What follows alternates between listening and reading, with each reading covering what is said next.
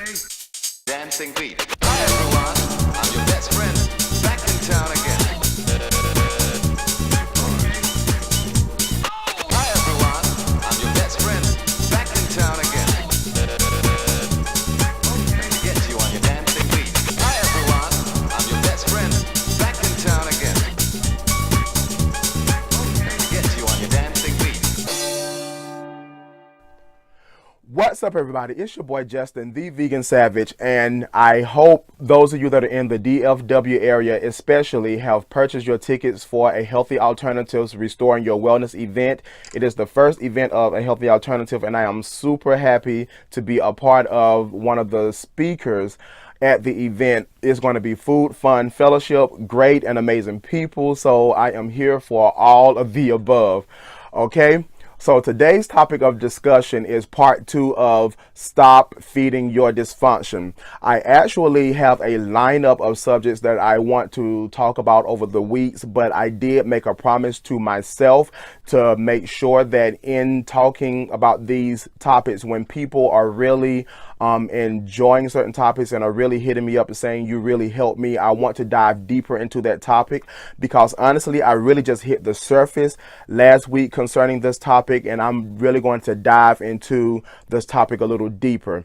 If you have not watched the first part of the video, please make sure that you go and click on that and then come back and watch this one so that you will know about what I was talking about in that previous video.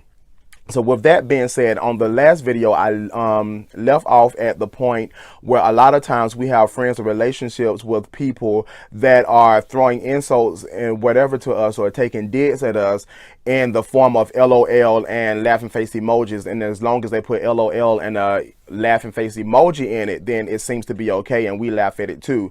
But at some point we have to come to the realization that this is actually an insult, and it's really not taken, it shouldn't be taken as a joke.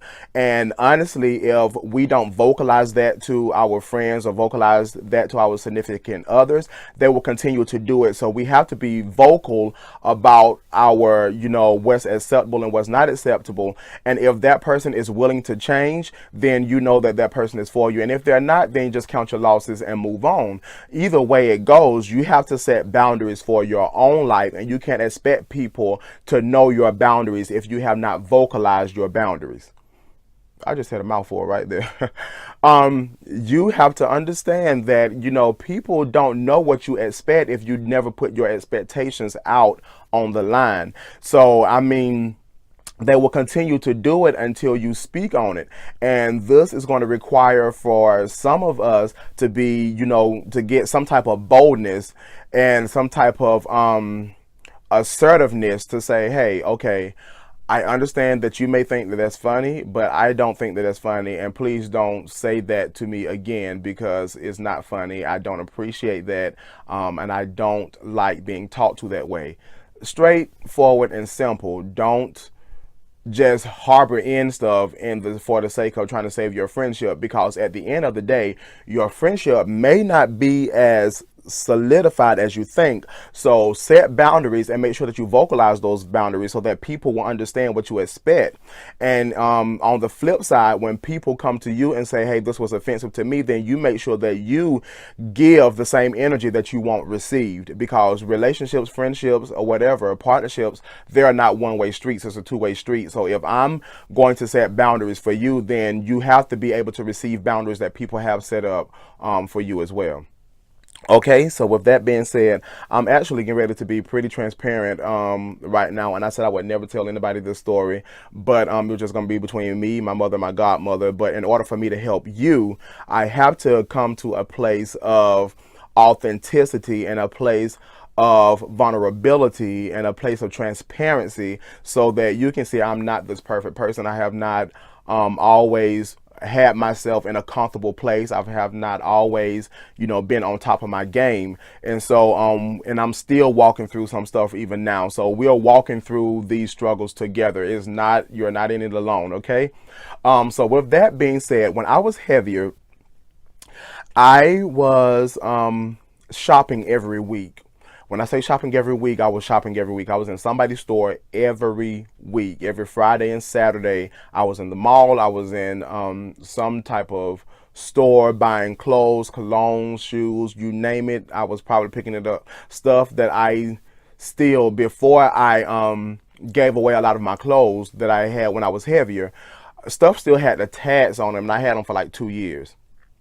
So it was just shopping just to be shopping. And I did that because I felt uncomfortable with my body. I felt uncomfortable with how I looked. I felt uncomfortable with how I felt. And so in order for me to feel comfortable or feel some type of worth, I bought a lot of clothes. And some of the clothes I wore, some of the clothes I never wore. But either way, I bought a lot of clothes. And if it wasn't clothes, it was colognes. Now, when I tell you I was shopping, I was spending anywhere from $150 to $275 a week. So this was not, some people may think that it's not a lot of money. For me, it was a lot of money, being a person that have household responsibilities, and at the time was paying every single bill in the house and taking care of my mother and paying her bills. So for me to, somewhere in the middle of all of that, dish out $150 to $275 per week on top of paying, house and my car insurance, my mother car insurance, gas in my car, gas in my mother cars, phone bills, internet, groceries. Then you just go down the list of things. That's a lot of money to squeeze out, and you have full responsibilities for yourself and another human being. So yeah, that's a lot of money squeezing out of that. And so what ended up happening at the time, I had a car, and at the time, when I had that car, I was not making car payments. Well, I was skipping car payments because I was shopping so much, and my car payment was literally less than $300 a month. So it's not like I could not afford to pay that because I was shopping every single week. So what ended up happening was one night, and I never told my mother anything. One night we got this knock on the door. I had just got home, and the guy looks at me and says, "Is that black BMW yours?" I said, "Yes." "I need the keys to it." I said, "What for?" He said, "It's being repossessed because you didn't pay your car note." The level of embarrassment that I had was unreal. The level of embarrassment, and and I'm trying to understand myself, why in the world was I so embarrassed? I knew it was coming because I hadn't paid the car note in like 2 months. So I don't understand why I was so embarrassed and so shocked by it. Was like somebody punched me in my stomach. And the other thing was, my mother comes to the door and was like, "Justin, what's going on?" I was like, "Well, they repossessed my car." And she was like, "Justin." I was like, "It is what it is. They're repossessing my car." And that's the story is like me speaking it out loud is actually like taking me back to that time. I still I didn't know how to respond because I was not super embarrassed that this man was at my door. Now I'm super embarrassed that my mother is standing here witnessing her grown son getting his car repossessed because of his lack of discipline and his lack of noticing and lack of having responsibility for myself. So I ended up, he was gracious enough because I was so nice about it. I was nice because I was embarrassed, to let me get all of my stuff out of the car. And he took my keys and hauled my car off into the night. Thankfully, it was late night. So everybody was in the bed sleeping. If they weren't in the bed sleep, they was probably looking out their windows or something, but I didn't see that. So I assumed that everybody was asleep. And looking back in retrospect, my dysfunction in that instance that I was feeding was me to trying to feel some type of worth from other people, and me not having the responsibility to actually say I cannot afford to keep spending like this. And if I keep spending like this money that I don't have, then this is going to be the end result. A lot of times, part of feeding your dysfunction is not recognizing that you have to be a responsible adult, and you have to sometimes tell yourself no. And another part of feeding your dysfunction can be that because I feel a certain way about myself, then I'm going to look to the outside to see if what's on the outside, materialistic things, see if that can help nourish what I feel a void for. And so for me, one of the things that I was doing was just shopping like there was no tomorrow, because of, how I felt about myself. And thankfully enough, like a couple of days after the car was repossessed, I was able to get it back. And literally, it was just, I didn't go shopping that weekend. And lo and behold, and they was gracious enough to tell me to just pay the car note that you owed for last month, and then 2 weeks pay the next car note, and then on the first of the next month pay the primary car note for that month, and you'll be caught up. So thankfully they allowed me to go get it from the place that towed it. And from that point on, I have not I have not had that situation to happen again. But a lot of times feeding your dysfunction can be you just being, feeling a void, and you in that void, instead of dealing with your feelings, you go to the outside and you look to the outside sources for materialistic things to help, fill a void with on the inside of you, and that never works. So you want to make sure that you are not that person and that you are not doing that type of thing, because at the end of the day, you do not feel good at the end results. Like, the end results are not good, and it makes you feel worse about yourself. Now, and I posted a picture on my Instagram with me with some plastic pants on and this acid wash vest, or whatever the case may be. I think it was acid wash vest. And I sent that picture to my friend, and he was like, Justin, where in the world were you going? Throw the whole picture and the outfit away. A lot of stuff that I was buying wasn't even what I would call fashion forward. It was just stuff that I saw, and I was like, oh, well, this looks pretty interesting, and I don't see anybody else wearing this, so I will put it on. But it was a sense of security for me to wear this stuff, just so I could get some attention from people that really didn't matter in the beginning. So a lot of times feeding your dysfunction can be you giving nourishment to stuff that doesn't even matter at the end of the day. Like, who cares about you having a new outfit every week? Are you mentally stable? Are you okay? Like, are you about to eclipse because the emotional trauma that you have kept held in you for so long is just overbearing, and you are really at the point of an emotional break, but you have to keep up an appearance. So what you do is, you go out and you buy all this stuff, and you go out and you drown yourself in the crowd of people, or you go out and you drink, or you go out and smoke, or you go out and have multiple sex with multiple partners. Whatever that proclivity is, a lot of times is what is an outward show of what's going on in the inside. And what a lot of times end up happening is we don't have the tools to deal with things that happen in our lives. So what we end up doing is, drowning it in something even worse to overlay the pain that we feel. And that's not cool. You never want to do that. Even if it's hard, and if it's tough, and if it's almost impossible, seems like, to deal with, if you don't deal with it, then you're just going to get yourself into another situation that is even worse than where it began. The same thing with extreme alcoholics, and the same thing with drug addicts, and the same thing with sex addicts. A lot of times the beginning of it is some type of emotional trauma that happened, and instead of them dealing with the emotional trauma, they ended up just letting it ride, and ended up, going to other things that is not in their best interest. Moving on, like I just talked about somebody with alcoholism. I know a person right now that has been an alcoholic for years, and when I'm talking about feeding your dysfunction, this is a prime example. Alcoholic for years, and right now he's at the point where even the doctor has said he cannot stop drinking, because if he stops drinking, he could have a seizure and die. If he drinks too much, he can have a seizure and die. So he's literally right in the middle of a thing here, and that's feeding your dysfunction. The same thing, the very thing that's killing you is the very thing that's keeping you alive, because you've been so used to that dysfunction that it's become normal. So you can't live without it. It's one of those situations where you can't live with it, and you can't live without it. So literally, like when he goes days without drinking, he has a seizure. And then on the days that he drinks too much, he has a seizure.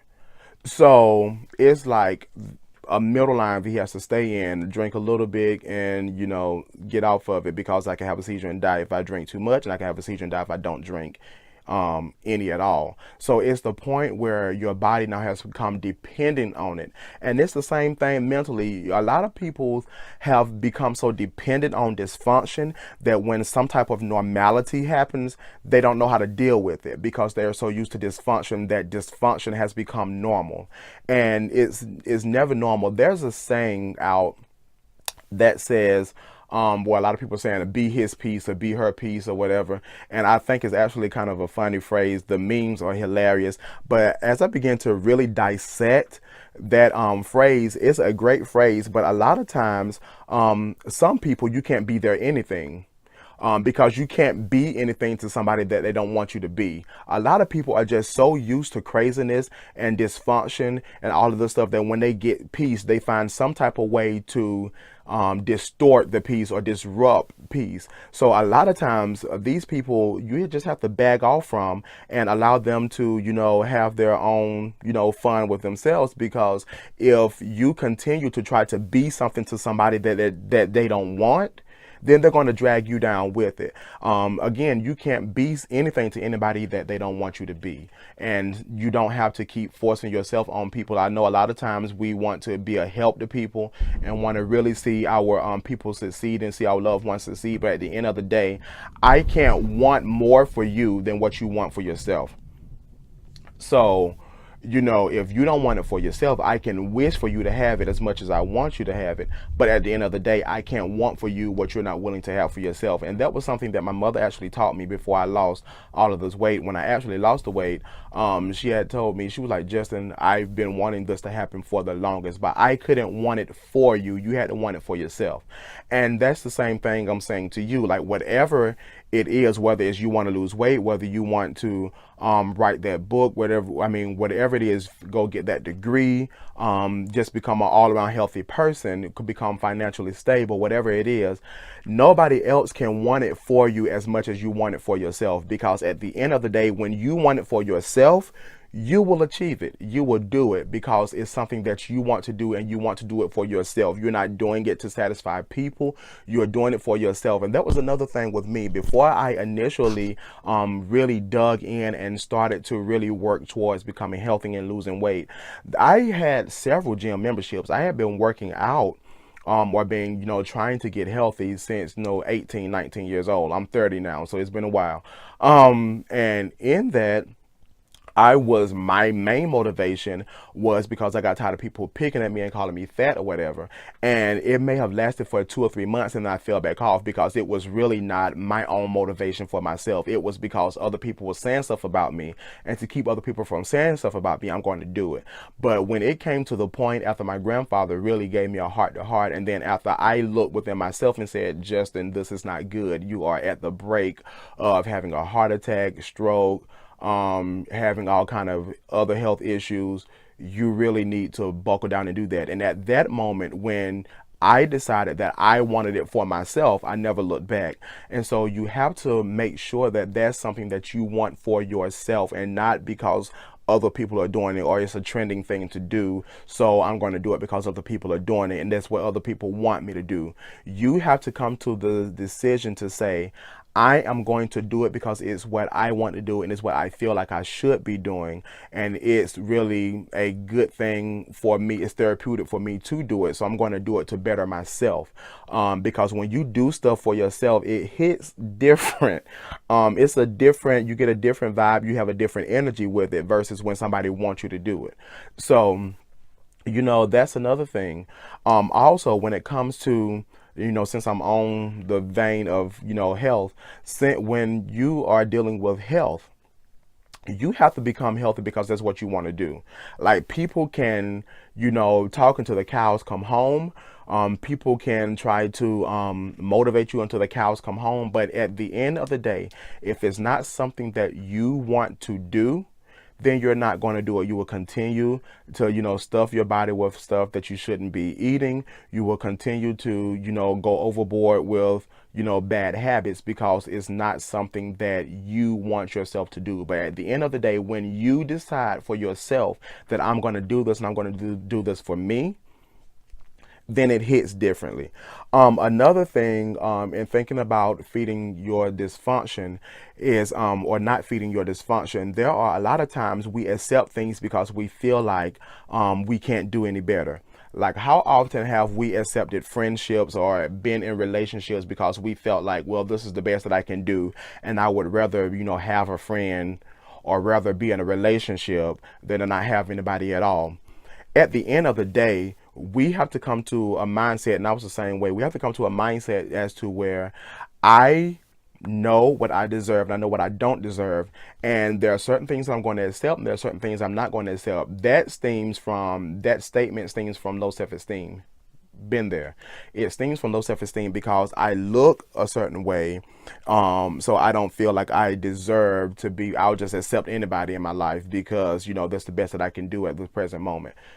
At the end of the day, you have to value yourself to a higher level. When you in yourself call yourself to a higher level of living and a higher level of thinking and a higher level of behavior, then you will attract, the energy that you put out, and, it's funny because a lot of people, in another transparency moment, a lot of people ask me now, about personal things that they really have no business asking me about. But at the end of the day, what I always tell people is that when I was heavier, I was very active when it comes to relations because of my self-esteem. It wasn't because I thought I was so sexy. It wasn't because I thought I was, the best thing popping. It was because of my self-esteem. My self-esteem was through the floor.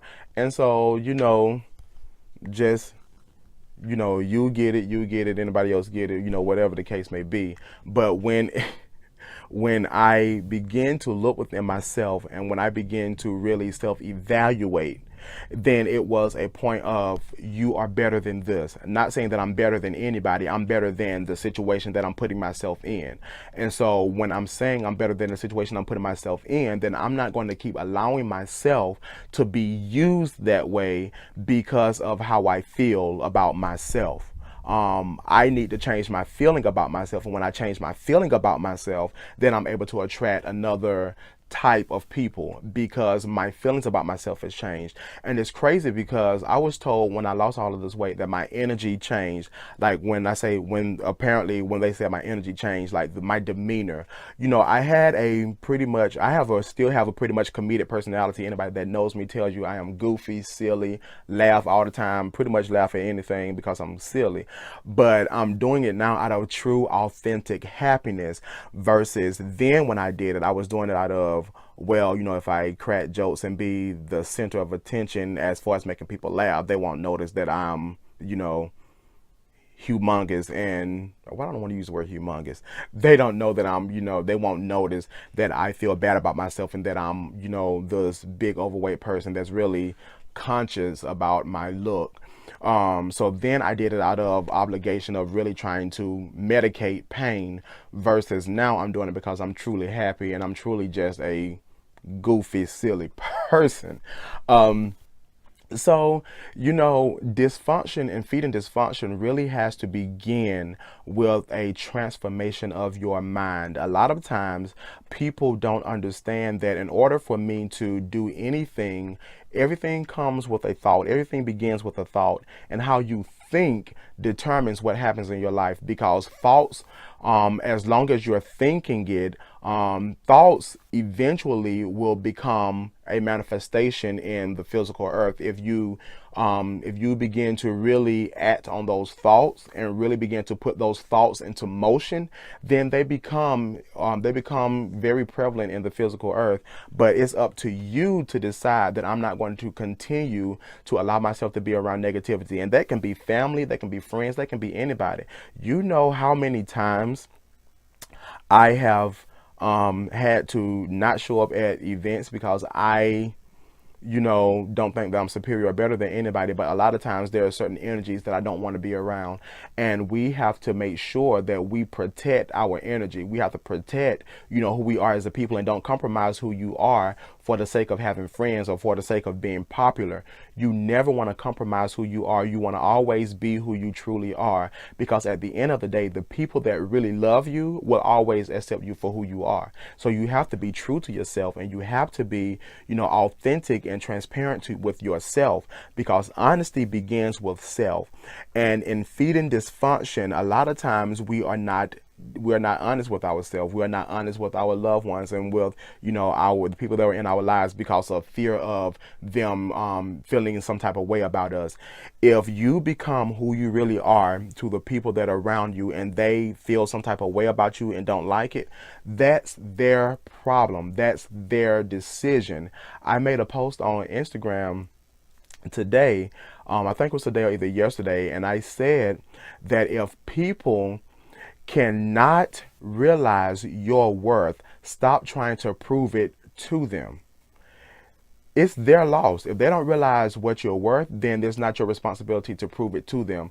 If they are in your life and if they love you, they should see that you're worth it. They should see that you have worth. They should recognize your worth. And if they don't recognize it, then you don't have to sit there and try to break your neck to gain their approval, or to break your neck and to make them see how worth it you are. If they don't see it, they just don't see it. And it's not your responsibility to make them see it either. So we all, a lot of times, and that's part of feeding your dysfunction, wanting to be accepted by people that really don't care two hoops about you. Like, that's another thing that we do as a human race. I don't know what it is, but it's just like we just crave on being accepted by people. And if we are not accepted by people, a lot of times we don't feel like we're worth anything, because this person didn't accept me, or this person didn't recognize me. So what?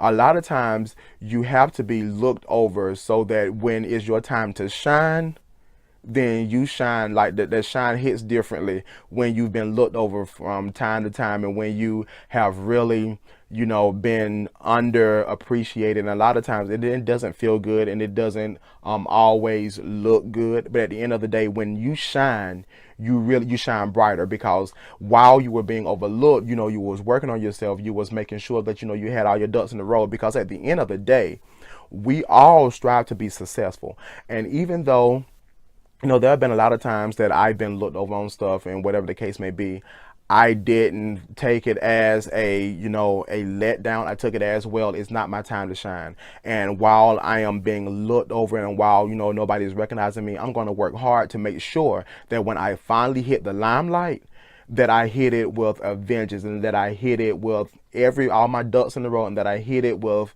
a perfected finish. And so a lot of times, don't look at being looked over or being underappreciated as nobody cares about you. Look at it as, well, this is extra time that I have to really master what I'm doing. So when I do hit the limelight, I'm not looking foolish. Or when I do hit the limelight, I'm hitting it with integrity. How many times do we see that people who are successful, end up getting, houses repossessed and cars repossessed, and you are a multimillionaire, but your house has been repossessed and your car's repossessed, and you're losing all your possessions? Me looking back in retrospect, it's better for me as being Justin that nobody really knows, getting his car repossessed than being Justin where a lot of people knows, who is a multimillionaire and has lost his house and lost his cars and stuff because he was foolish enough not to pay his bills. So being a person that has not hit the light yet, it's a good thing, because you can make your mistakes. You can do, all the crazy stuff or whatever, be foolish or whatever the case may be. A lot of grown people tell young people, a lot of times, just do all your craziness now, so when you get old, you don't be doing that crazy stuff that you wish you could have done when you was a child. So I'm saying the same thing to you. Do, whatever the case may be. Get it out of your system now, because a lot of times when people hit the limelight, they turn a fool. Don't turn a fool when you hit the limelight. Please don't embarrass yourself. But yeah, it's time, as time progresses, you want to be, integral. You want to have integrity, and you want to make sure that when you finally hit the platform that you wish to hit, that you are hitting it and you have integrity, and that you have worked out all of your demons, that you have exercised all of your demons, and that you have really worked through your life issues. Because honestly, fame or notoriety or whatever at any level only magnifies a lot of times problems that you have. And if you don't deal with those problems prior to getting to where you want to be, then you end up just magnifying those issues. And you don't want to do that. So in not feeding your dysfunction, you want to make sure that you stay focus on what matters to you. Stay focused on your goals. Stay focused on your dreams. Stay focused on positivity. Don't allow anybody to deter you from your goals and your dreams. And if there is somebody that is, trying to push you away from where you're wanting to go, then you have to cut them loose. I'll never forget when I initially started to lose weight. I was dating somebody and they was like, Justin, you don't need to lose weight. I like you big or whatever. I'm like, well, I'm about to die. So if you have an issue with me losing weight, then we clearly should not be talking, because this weight is a problem and I'm about to die. So yeah, so it hurts.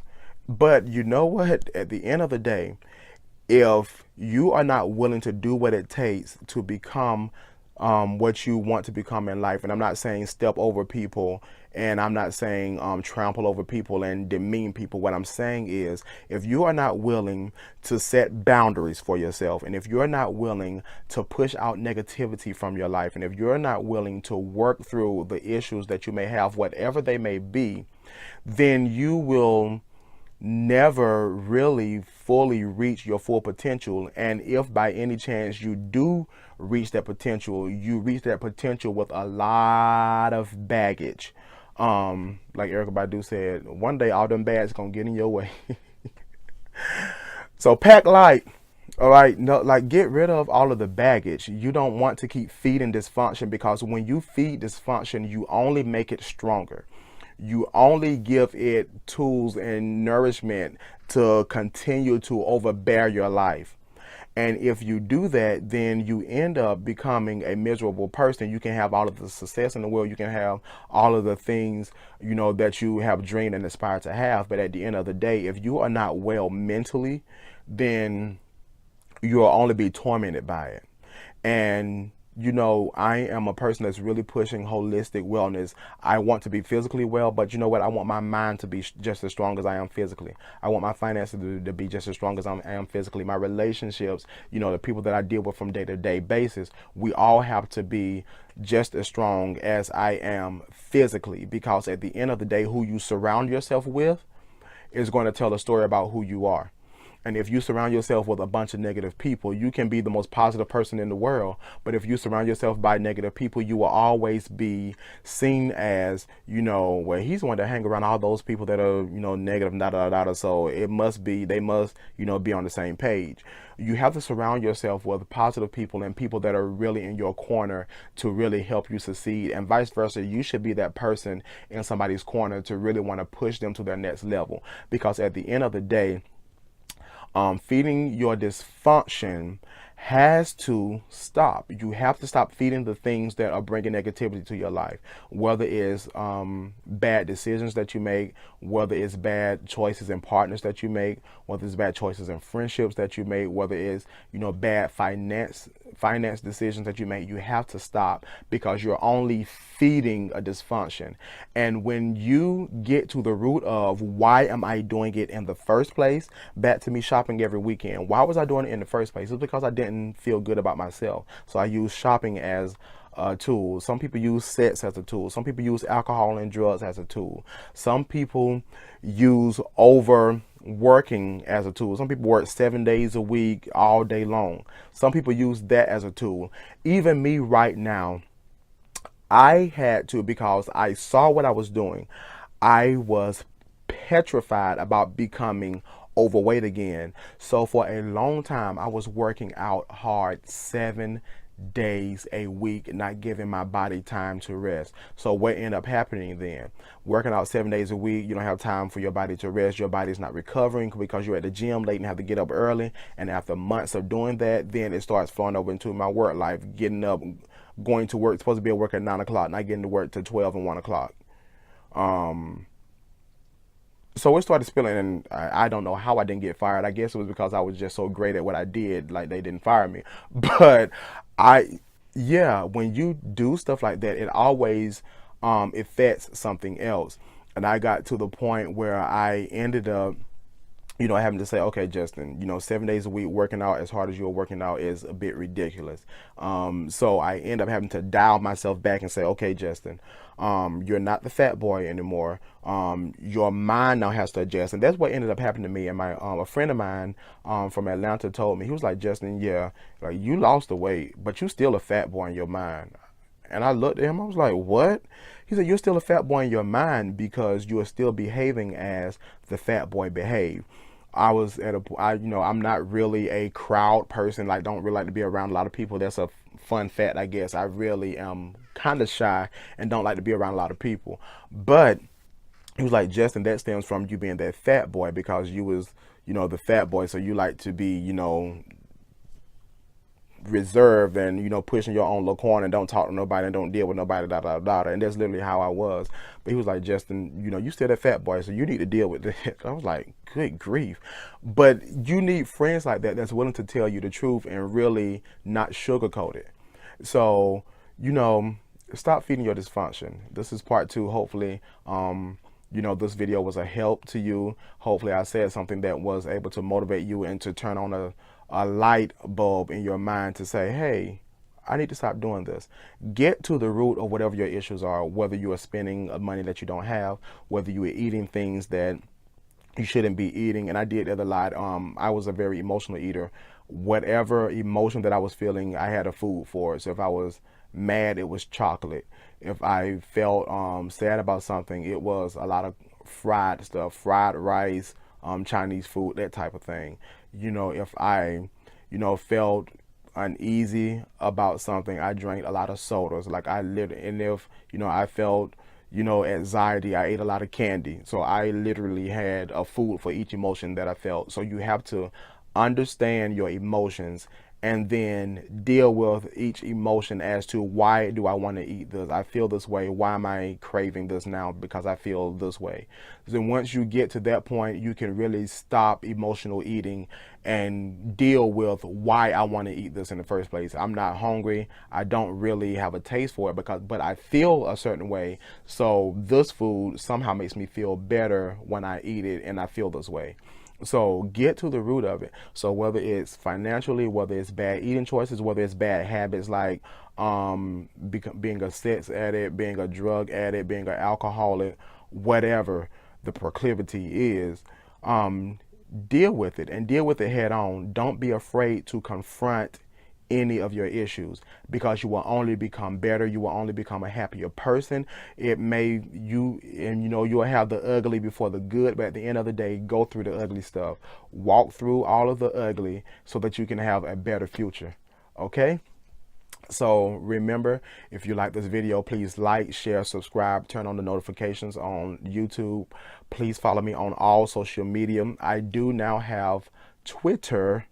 I have Twitterizations. A guy named Larry Reed Live says that.